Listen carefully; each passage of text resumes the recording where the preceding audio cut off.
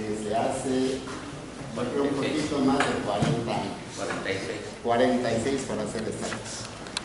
Y no solamente eso, él se formó íntegramente en la Facultad de Ciencias, hizo su licenciatura, maestría y doctorado. 100%. Entre las cosas que le interesan está computación científica, álgebra lineal numérica, resolución de problemas mal planteados, ecuaciones diferenciales y un área que él le llama medicina matemática, que tiene que ver con la plática de hoy.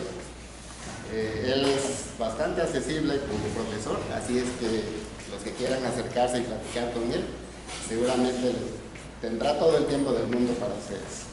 Como una anécdota, les platico una vez, yo vengo de, creo que lo dije ayer, de Villahermosa, y una vez estando en la universidad, de repente lo veo con su mochilita. Le digo, ¿qué onda, Jesús? Le digo, ¿vienes de visita? Y digo, ¿no se supone que tú me invitaste? Así llegaba y así llega en todas las universidades. Adelante. Gracias, muchas gracias. Bueno, lo que les voy a platicar es una experiencia que,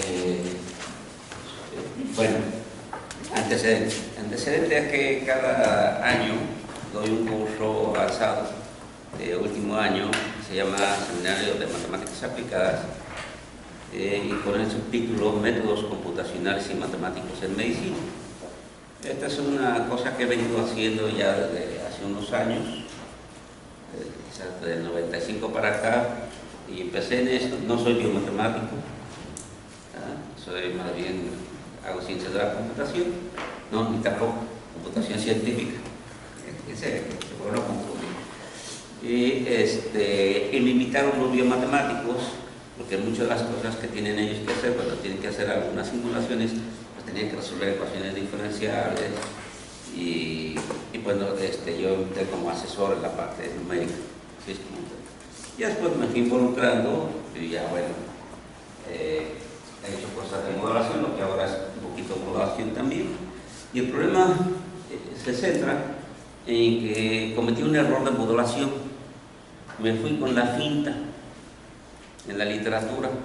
Con esa misma finta se fue este señor con su tesis de doctorado también, se fue con la finta. ¿Verdad? Pero en la literatura sí está. Entonces, pues, cuando tratamos en mi seminario de hace un año, los muchachos les interesó que, del 14 les interesó trabajar el ébola en el seminario. Y dije, bueno, también trabajemos ébola. Entonces, en el seminario se trabajó ébola. Finalmente, los muchachos no siguieron trabajando, pero mi ayudante, que es Luis Bretón, él sí agarró los doctores, bueno, terminó, y parte de la plática de la tesis de maestría que ya presentó hace un tiempo, hace unos meses, de los resultados que saca de ahí.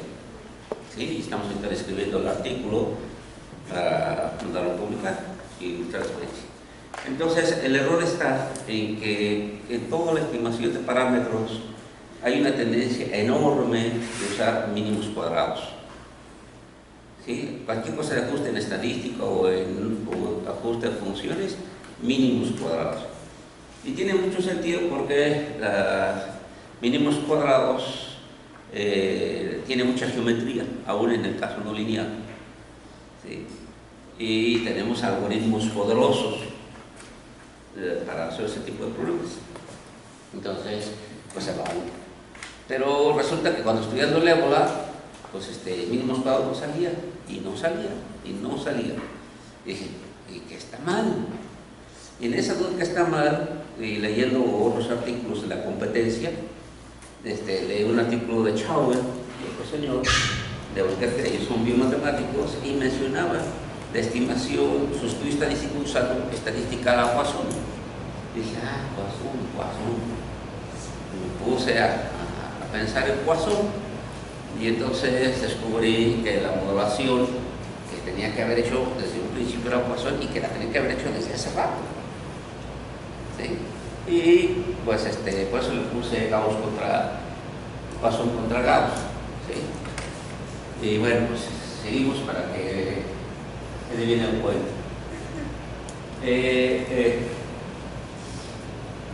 Aquí en la literatura hay una amplia, lo que les dije, hay una amplia tradición por grados en la estimación de problemas de diversa índole, pero en epidemiología, como dinámica viral, y donde los errores son de conteo, porque en dinámica viral y en epidemiología yo cuento casos que adquieren infección, casos que mueren.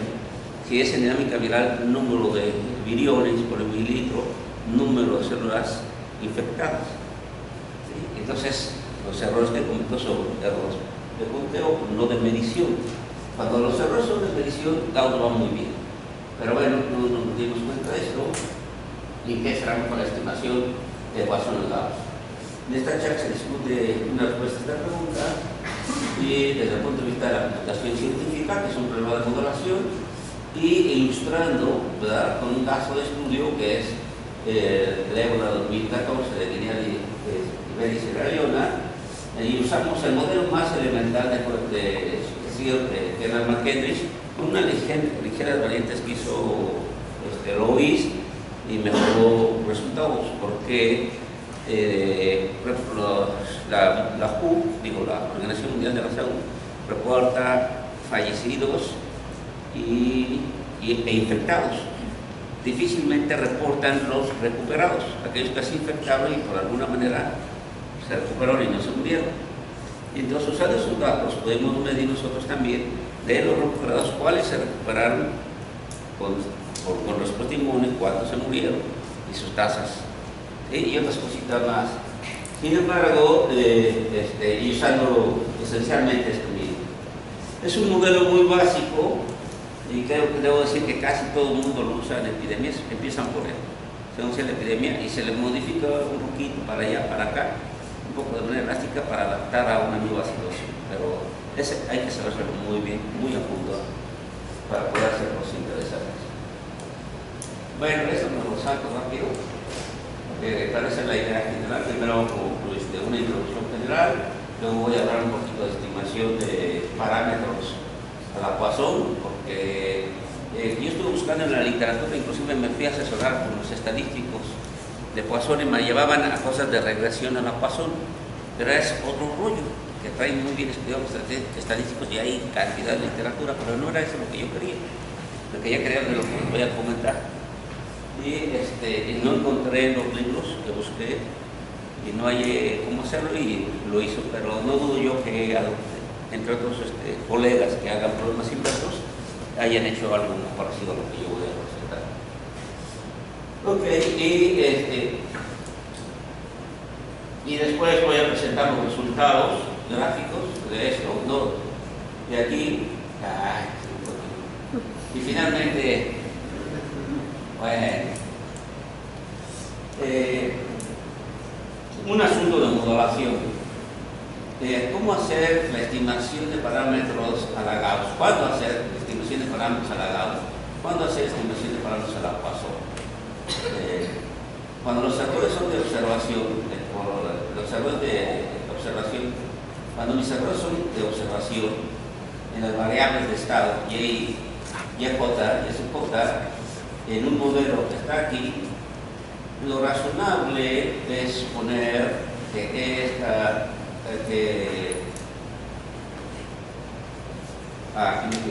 aquí los errores. Los H y los J, suponerlo normal, o si no, por lo menos con distribución 0 y una matriz de covarianzas, como está dado aquí. Y esto funciona muy bien y está muy bien fundamentado. Así es como lo hizo Gauss, ¿verdad? Como lo desarrolló y todo. Pero si los errores que yo tengo en mis observaciones son por conteo, ¿sí? es lo procedente es hacer la estimación, ¿verdad?, de los parámetros beta, maximizando la versión de Poisson. Como tiene lugar, como dije hace rato, en la estimación matemática. Y es un error porque ya hasta publiqué varios artículos y nunca los referentes me habían dicho nada.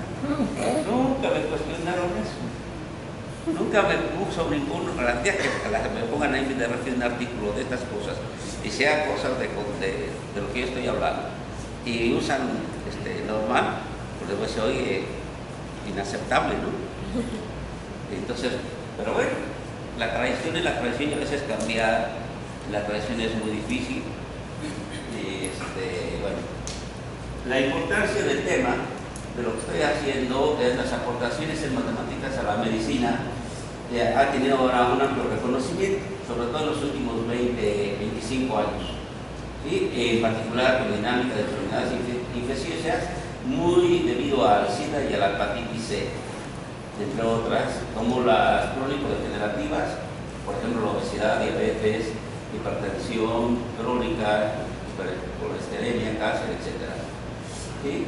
Y desde antes, desde principios más o menos del siglo XX, y quizás antes hasta la Nuli, ¿verdad? Hay trabajos de matemáticas en cosas de medicina.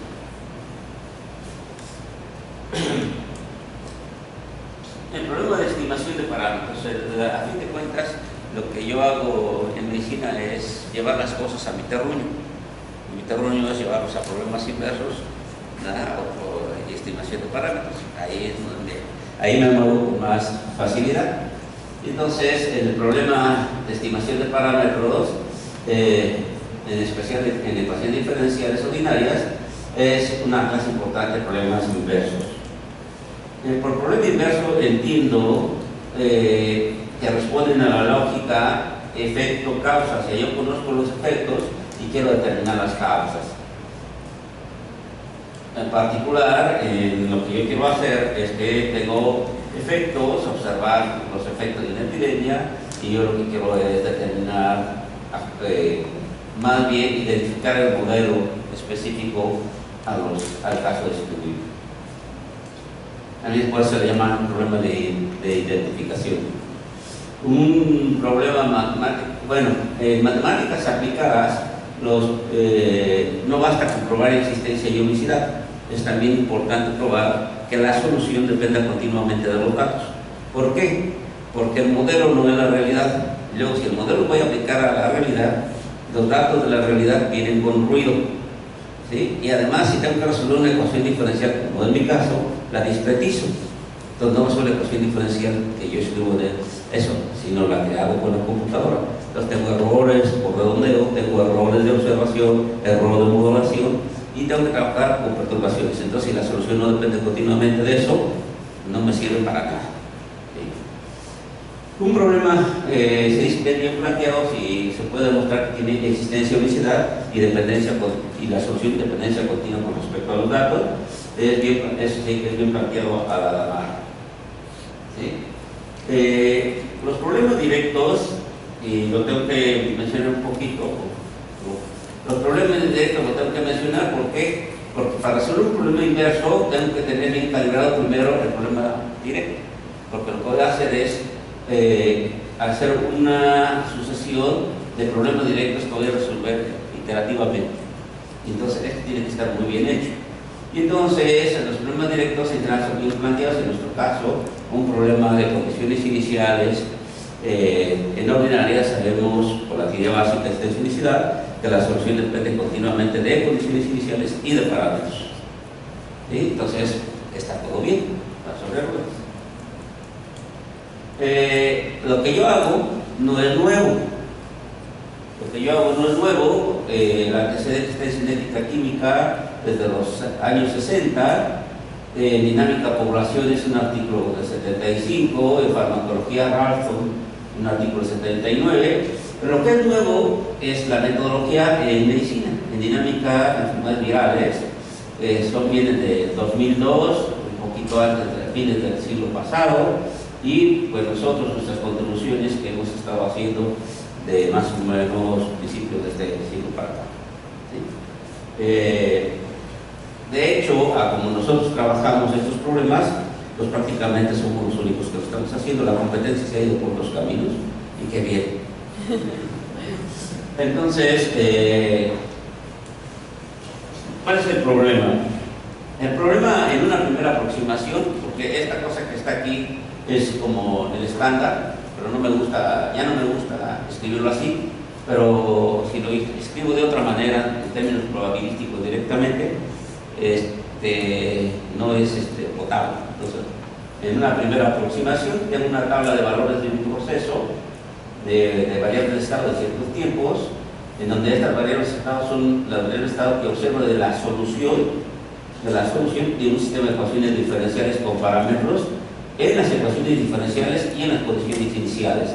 ¿Esto por qué lo hacemos así? Porque en muchos casos sí se tienen las condiciones iniciales, pero al hacer los ajustes, yo uso las condiciones iniciales como dato, pero trato de calibrarlo, los residuales se mejoran y cosas interesantes que las etas que estimo reflejan mejor la realidad. Porque cuando empieza una enfermedad o una epidemia, hay muchos casos que no se cuentan porque la gente no los mide bien, ¿verdad? Entonces, claro que lo que reportan está por abajo de lo que realmente es, ¿sí? Y entonces, esto me da una idea de realmente cómo empezó la epidemia. Bien, entonces, el problema se reduce a hallar una buena estimación de beta y eta, ¿sí?, con respecto a los datos que tengo. Estos son datos de un experimento, que eran un experimento, y este es el modelo matemático que yo desarrollo. Este procedimiento es un procedimiento netamente científico. Es la manera en que conocemos. Teoría junto con la práctica, para profundizar el conocimiento. O sea, aquí sí se aplica método científico como tal. Una mezcla de la teoría al formular el sistema de ecuaciones diferenciales y el desarrollo del experimento.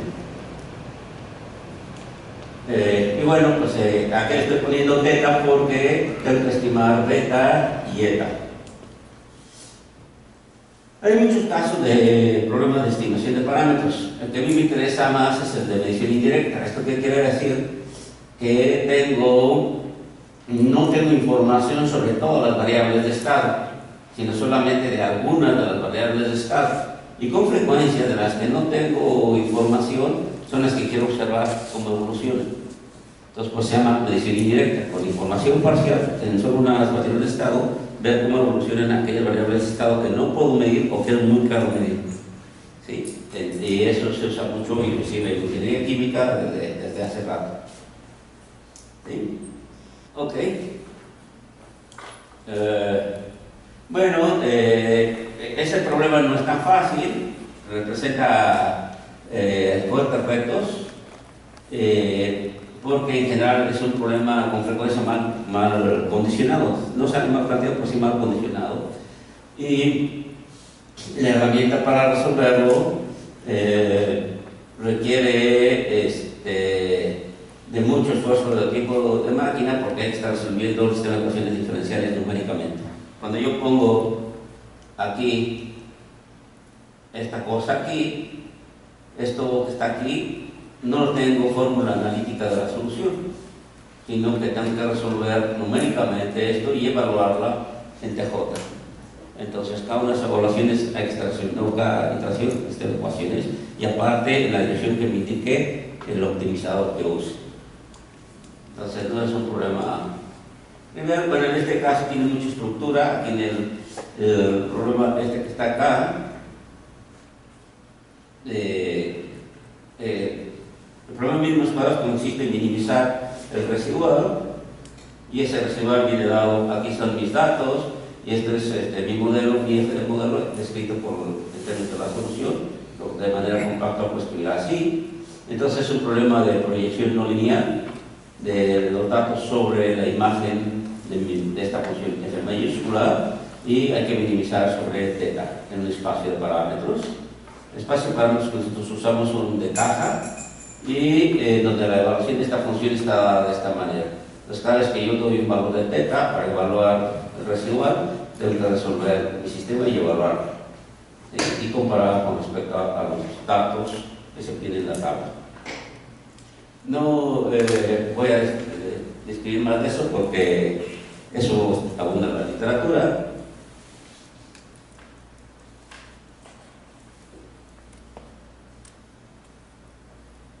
Ok, aquí dice, voy a hablar ahora de la distribución Poisson, más bien de la estimación Poisson para aquellos modelos en donde el error que se tiene en las mediciones, las observaciones son números de casos, o muertos, o números celulares, números de virus. Lo voy a hacer primero en términos generales, para no hacerme bolas. Y en términos generales voy a suponer que tengo un modelo de mis variables de estado, en términos de una función que yo propongo. Este modelo no necesariamente está dado explícitamente, pero bueno, lo voy a poner aquí, ahorita lo tengo. Y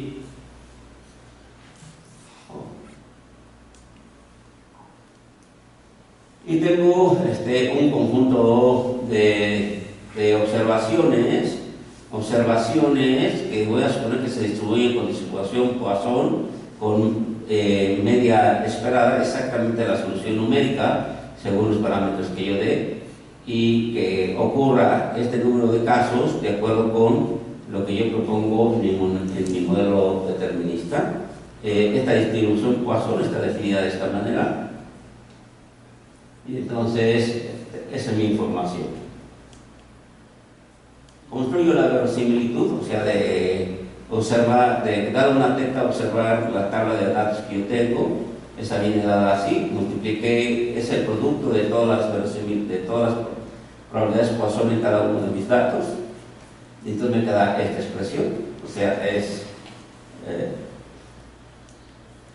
si esta evalúan en cada uno de los datos con esta expresión y las multiplican todas ellas y hacen un poquito de álgebra, lo que obtienen es la verosimilitud.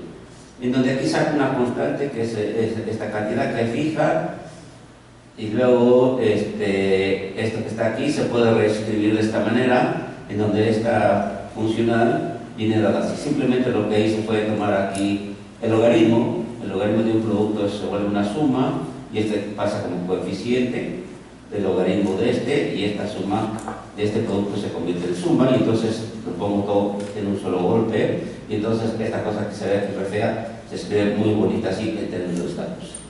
Puede ser que la gente ya haga esto y se trata de maximizar la verosimilitud, equivale a minimizar este funcional.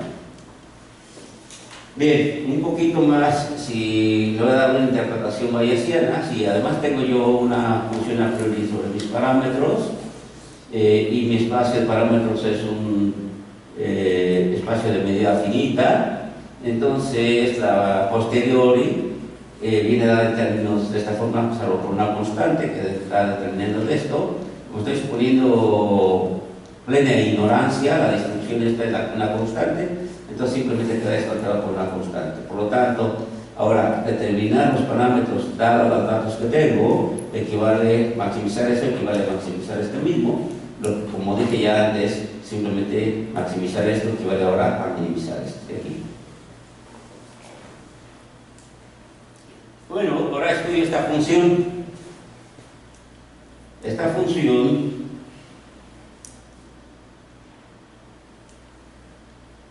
está aquí. Esto es x menos una constante veces x, logaritmo de x.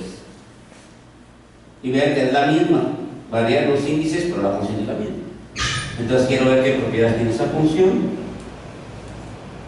Y observo que esa función se va a infinito si me acerco a 0 por la derecha, se va a infinito si me voy a infinito, y que alcanza su mínimo en un punto en el mismo x igual a 0.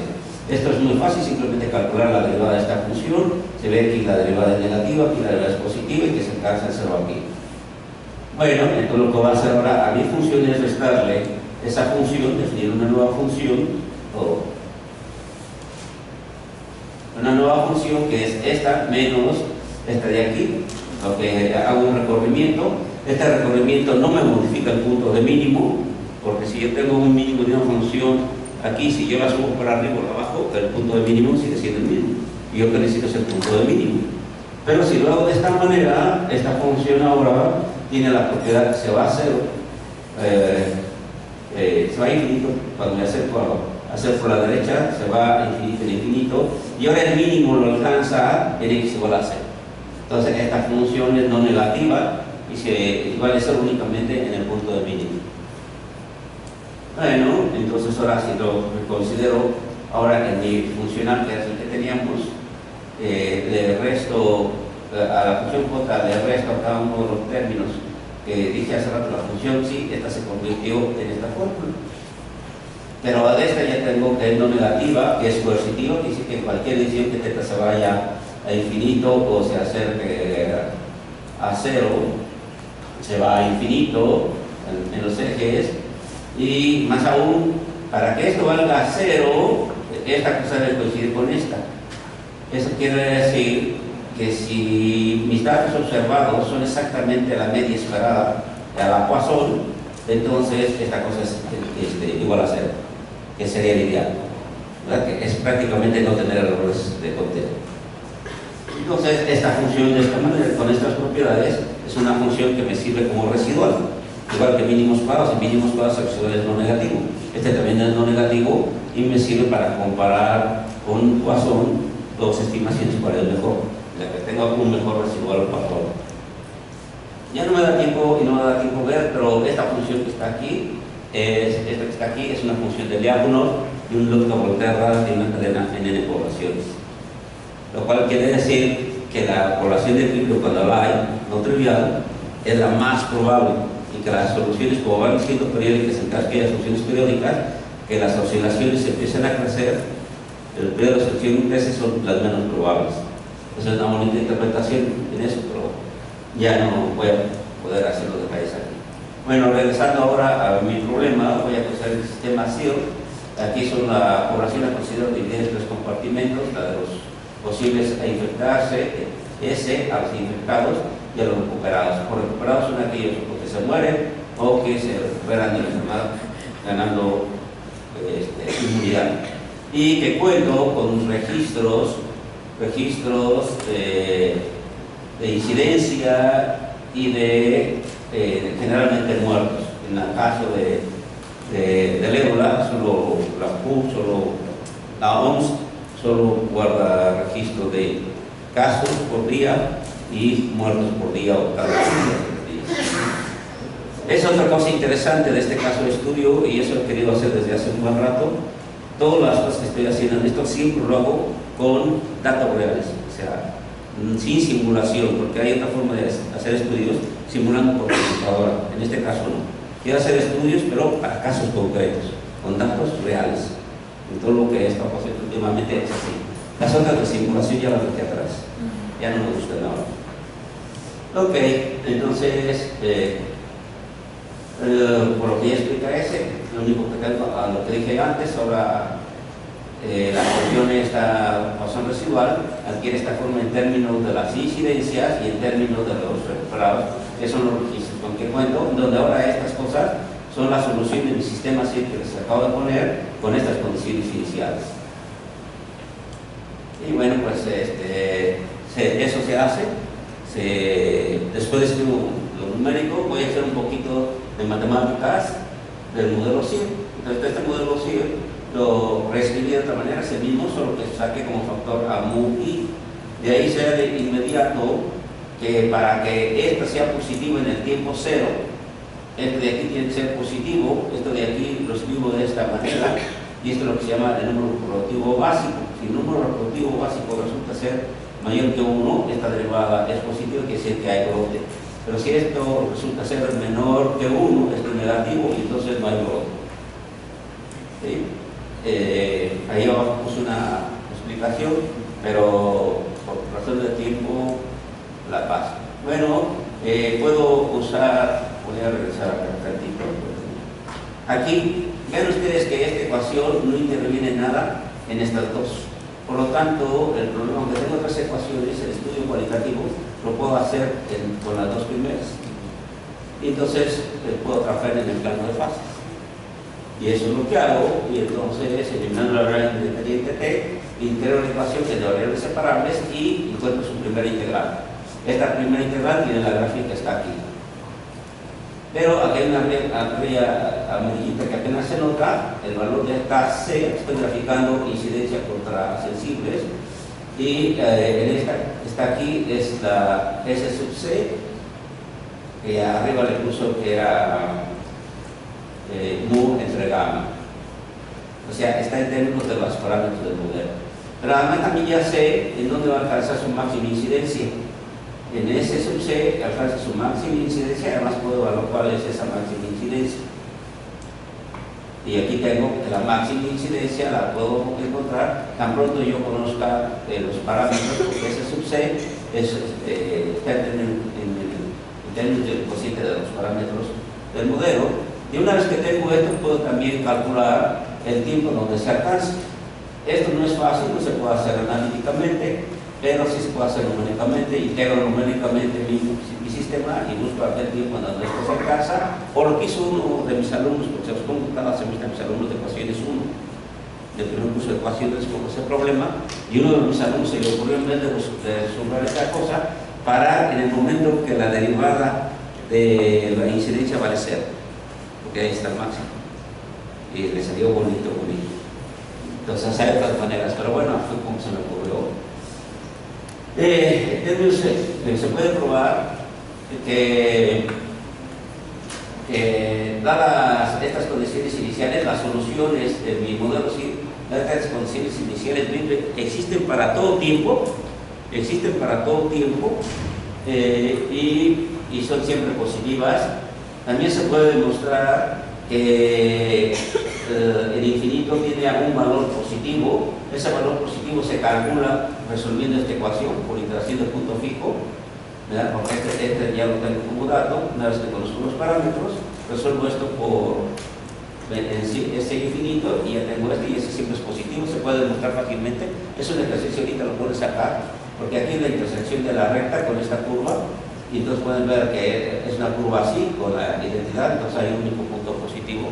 Entonces este existe, es positivo, y además el impacto es muy importante para los epidemiólogos, saber cuál es el impacto de la epidemia, entendiendo es el total de infectados durante toda la epidemia, que es esta parte que está aquí, esta integral, y esta integral resulta ser esta cosa que está aquí, este es uno de los parámetros, y aquí este ya lo calculé en términos de los parámetros. O sea, una vez que yo calculo los parámetros, puedo calcular máxima incidencia, en qué tiempo ocurre y cuál es el impacto de la epidemia.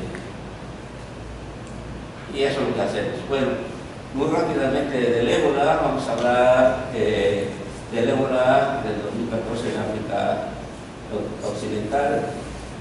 ¿Por qué fue importante su estudio y la alarma mundial? Porque tiene muchas altas tasas de infección y de mortalidad, casi el 80%, de 79%, y además se disemina muy rápidamente. Y por eso las alarmas y otras cosas, más ahora con los medios modernos de comunicación, va alguien infectado en un lugar de Nueva York y se va a Argentina y ya se lleva el virus para allá o lo que sea, y empieza a infectar en otros lugares. Entonces, es complicado. Esto me lo voy a saltar. ¿Qué es el ébola? El ébola es una fiebre hemorrágica causada por el virus del ébola. Este virus es del tipo RNA, de cadena negativa, y pertenece a este orden de virus. Son de los virus más viejos que hay en la naturaleza, y por eso tienen una capacidad muy fuerte de adaptabilidad. Inclusive un colega biólogo allá en la Facultad de Ciencias que es evolucionista, está estudiando mucho estas cosas para poder contestar cosas de evolución. Entonces, él hace estudios en laboratorio y está trabajando en eso. Hay cinco cepas, y la más interesante es la que se llama Zaire, que brotó en la República del Congo en 1976. Ven aquí, la letalidad es muy alta, del 50 al 90%. La transmisión se hace por contacto directo de fluidos, secreciones. El reservorio natural son los murciélagos de fruta que transmiten los virus a los primates y los primates al ser humano. Y entonces las costumbres que tienen los africanos de convivir con los primates hace complicado el control de las epidemias, y estudia problemas de ese estilo allá en el 2014. Los síntomas son diarrea, fiebre, diarrea severa o con sangre, vómito, y también con hemorragias. Y resultó una tasa de mortalidad del 86% en los estudios ahora de la última ocurrencia. No existe tratamiento ni vacuna por enfermedad, aunque los biólogos dicen que se puede, porque se puede cristalizar el virus y se podría crear el fármaco, es posible técnicamente, no sé por qué no lo han hecho. Me gusta profesar como que es biología, donde suele, una vez que infectas, perjudicar el hígado, el vaso, los pulmones, los riñones, la sangre y otros fluidos como el sistema linfático. Entonces empieza uno a tener hemorragias en todo el cuerpo. Su periodo de incubación va de 2 a 21 días, ciclo promedio de 12, y el tiempo que dura la manifestación de la enfermedad es de una semana, teniéndose que en la mayor parte de los casos un desenlace fatal. Bueno, aquí el tratamiento es para los médicos. Bueno, como se inició, que parece que fue un niño de 2 años que murió en esta provincia, en esta ciudad de esta provincia, y después el brote finalmente apareció aquí en diciembre, a fines de diciembre, ya oficialmente. Bueno, aquí lo que les voy a presentar, lo salto, y voy a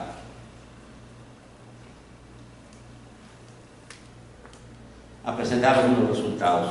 Los métodos, en el caso de mínimos cuadrados, lo que hacemos inicialmente, agarramos un problema de caja, un intervalo para cada uno de los parámetros, se llama de caja, y usamos un algoritmo genético para calcular una primera aproximación de los parámetros. Y ya que tengo la primera aproximación de los parámetros, es un problema muy difícil, si no pregúntenle a Justino.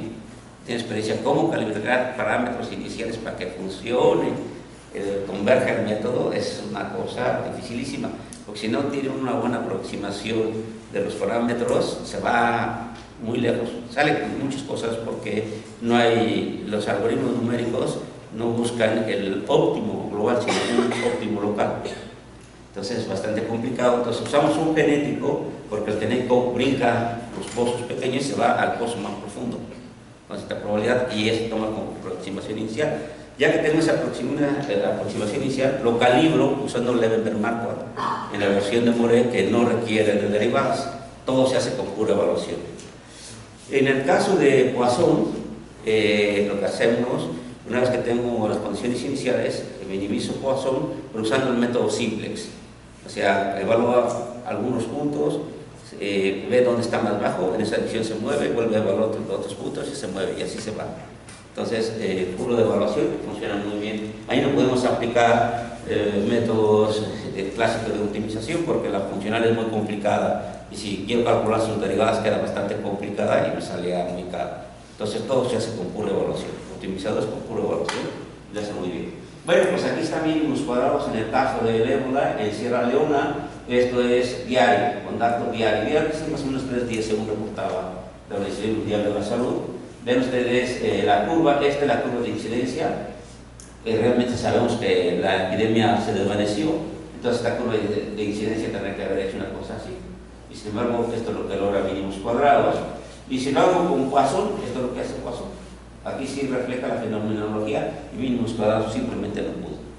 Pero el ajuste es muy bueno, los resultados son muy buenos. Pero no ve esta curvita. En el caso diario, aquí ahora es por semanal. En el caso semanal, mínimos cuadrados tampoco pudo a las 30 semanas, con datos a las 30 semanas. Que ya empieza la declinación, no pudo. Y también Poisson en teoría. Lo mismo pasa con Liberia. Aquí se ve, miren que son mínimos cuadrados. Pero está bien, porque lo que mínimos cuadrados lo que trata de buscar como una recta en la que se ajusta. Pues está bien, los residuales son bajos, y sin embargo vean lo que hace Poisson. Pues claro, aquí tengo un problema hacia acá, pero la fenomenología está siempre, aunque aquí tengo un residual un poco grande porque no está tanto bien acá. Esto, esto es en días. Sí, hoy en días. Ahora, esto es mínimos cuadrados en semanas para Liberia, que lo hace en mínimos cuadrados, y si sigue la fenomenología, pérdida Poisson. Se mejora, es pequeña la diferencia, pero ven que aquí cuántos puntos están arriba. Y vean con Poisson, este punto prácticamente aumenta la curva y esto no va. O sea, se eleva un poquito y aparte se pone un poquito más a la izquierda.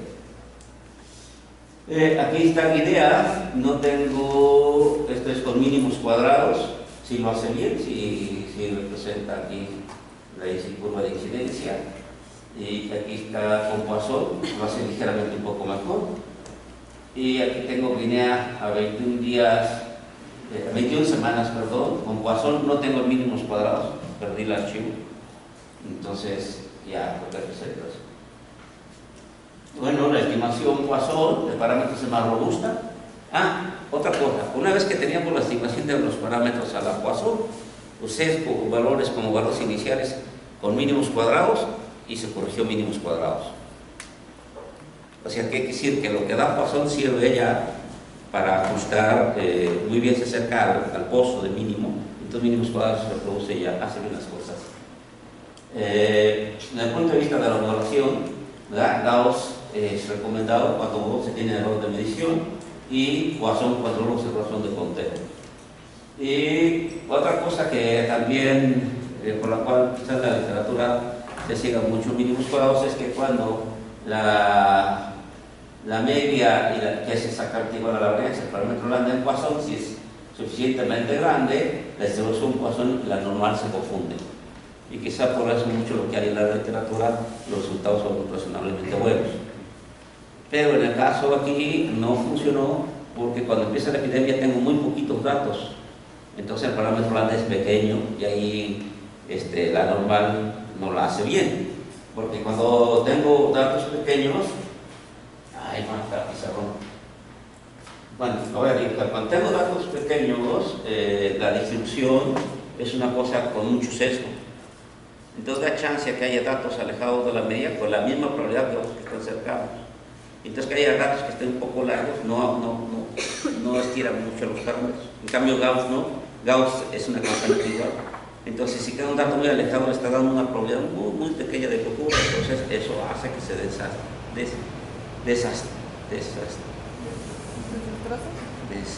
Ay, no puedo decirlo. Bueno, que no sea estable. Hace que se le pierda la estabilidad y no la haga bien cuadrados. ¿Quién ganó? Los dos, ¿verdad? Es que cuando usted sabe los dos, lo que pasa es que cada quien en su terreno. Si lo pongo uno en un terreno que no es conveniente, pues falla, ¿verdad? Claro, tiene una ventaja Poisson, que yo puedo usar Poisson aun cuando esta lambda sea grande, la puedo usar y sé que es robusto. Solo que voy a gastar tiempo de máquina quizás innecesariamente y mejor lo hago con mínimos bajos para ahorrar tiempo de máquina. Nada más por eso, por cosa práctica. Pero cuando hago una de esas cosas, por lo menos sí tiene mucho que decirlo. En rigor es esto, pero dado que tengo medidas grandes, pues Poisson y la normal se parecen mucho y por cosas de economía computacional uso normal. Eso es lo que hay que decir con rigor.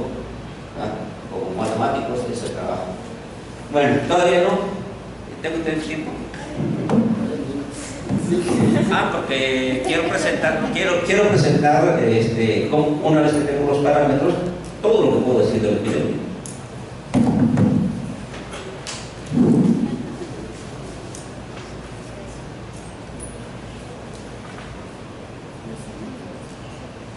Esta es la tesina de Louis Breton, y donde están todos los estudios de la prevención.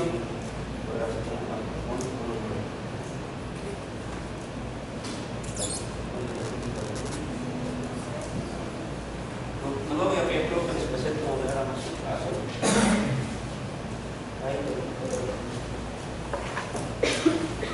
Ahí me está trabajando.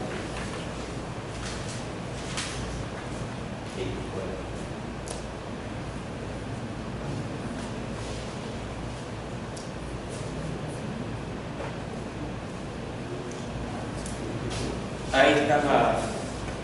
Ahí está la salida de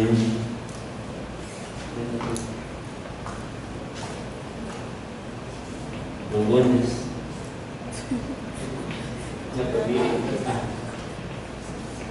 Entonces aquí está, por ejemplo,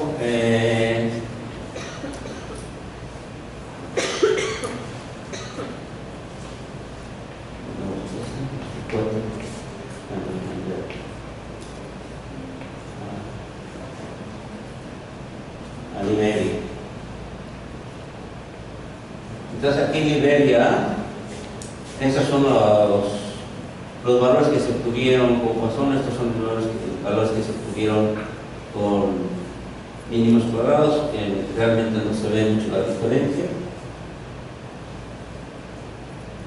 Aquí está la otra cosa de la epidemia. Aquí, por ejemplo, son los errores, que eso no me interesa. Así era bien, así. Aquí está la estimación de los parámetros. Lo que quiero es un cuadrito.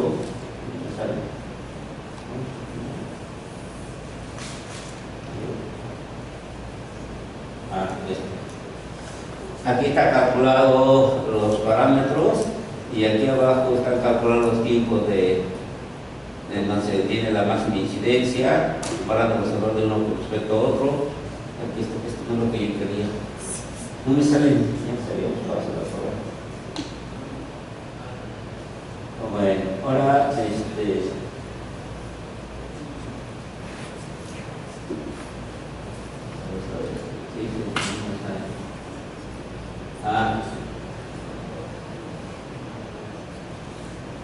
aquí están los datos, tal cual.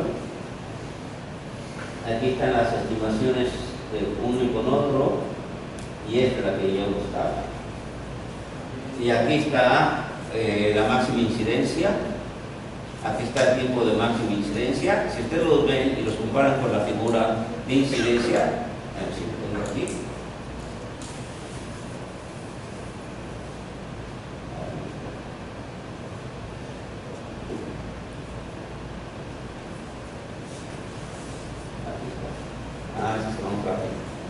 Si ustedes comparan dónde está la máxima incidencia, miren, aquí está 20 semanas, anda por aquí, ¿no? Aquí está 20 semanas, anda por aquí. Y esto que se tiene momentáneamente.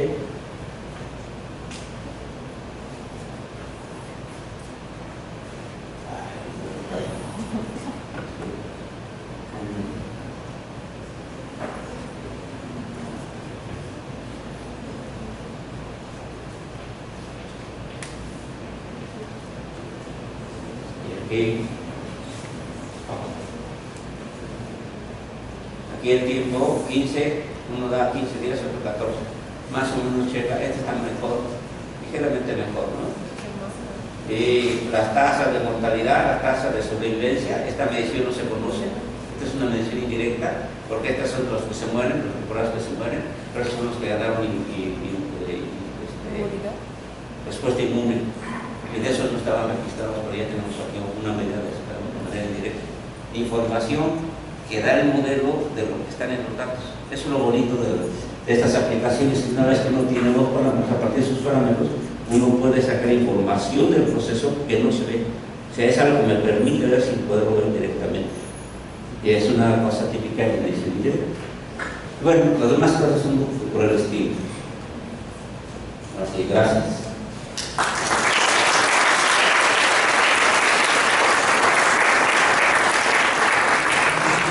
Preguntas, adelante. ¿Cómo es que obtuvieron el tiempo de recuperación? Ya se... No le cierre. Oh. Bueno, de esa tabla que presentó, ¿cómo obtuvieron el tiempo de recuperación? O sea, la tasa de recuperación. No, el tiempo, o sea, la tasa sí, pero el tiempo. Los tiempos de recuperación. El tiempo de recuperación es el recíproco del modelo.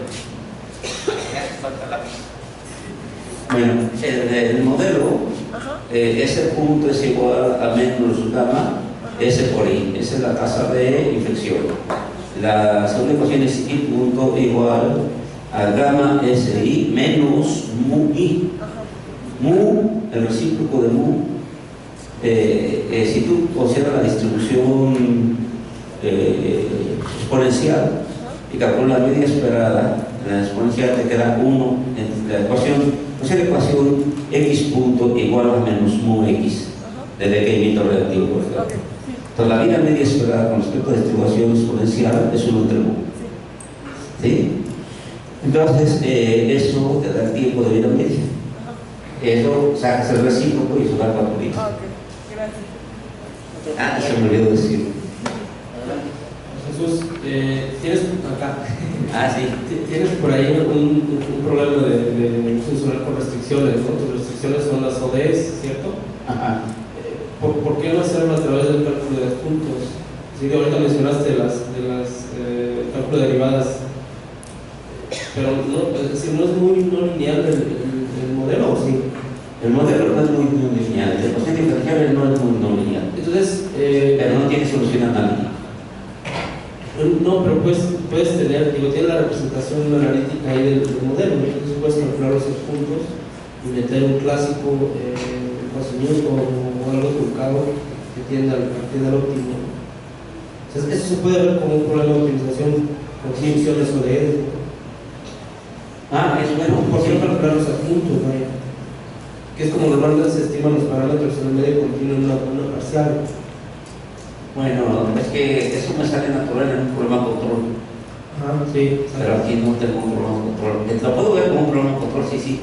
Se puede ver también como un problema control, pero no lo trabajé así. Pero hay vertientes donde los parámetros se estiman a través del problema de control. No es de control, pero sí es vaya funcionar en medida de la diferencia entre lo que estás midiendo y lo que tienes aproximado con el modelo a través de los adjuntos, ¿no? La gente a veces le da vuelta a los adjuntos y tiene una buena aproximación, pero si tienes acceso al adjunto, es mejor. Sí se podría hacer. De hecho, hemos trabajado en esa dirección, no hemos todavía con los resultados, porque mi funcional lo puedo ver como función objetivo, que depende del control, el control son mis parámetros. Y luego la restricción son mis temas de ecuaciones. Entonces puedo quizás aplicar a Hamiltoniano y sacar los adjuntos. Y eso me va a llegar a un problema más complicado, porque voy a tener que resolver un problema con dos puntos a la frontera. Se va a quedar en el sistema de las primarias más las duales, condiciones iniciales que tengo como datos y las finales. Sí. Entonces queda un problema un poquito más complicado numéricamente. Y sí, porque los problemas de control, así como tú lo planteas, eso también lo he trabajado, lleva a lugar a ecuaciones diferenciales algebraicas, porque el control lo tienes que resolver a través de ecuaciones algebraicas. Y eso se clasifica en varios índices, 1, 2, 3. En muchos casos, como en este caso, con frecuencia son de índice 3 y todavía no hay software robusto, confiable para resolver diferenciales algebraicas de índice 3. Sí lo hay para 2 y para 1. Entonces lo que hacemos usualmente es regularizar. Resolvemos un problema de control regularizado, eso se vuelve de índice 1 y de ese sí tenemos software robusto, inclusive para evaluar la frontera. Y si le quitas, si no consideras como control, si únicamente la derivada en cuanto a los parámetros, la analítica, o a lo mejor es más simple, ¿no? Pues sí, no me interesa la verdad. Pero no, yo porque he visto aproximaciones en transferencia de calor, estiman parámetros para un material o resistencia de materiales y la estimación de parámetros lo hacen de esta manera. Sí. Probablemente llegues a algo bueno así, no sé. Sí, podría ser así, no lo he pensado. Gracias. Bueno, pues si no hay otra pregunta, agradecemos a Chucho. Muchas gracias.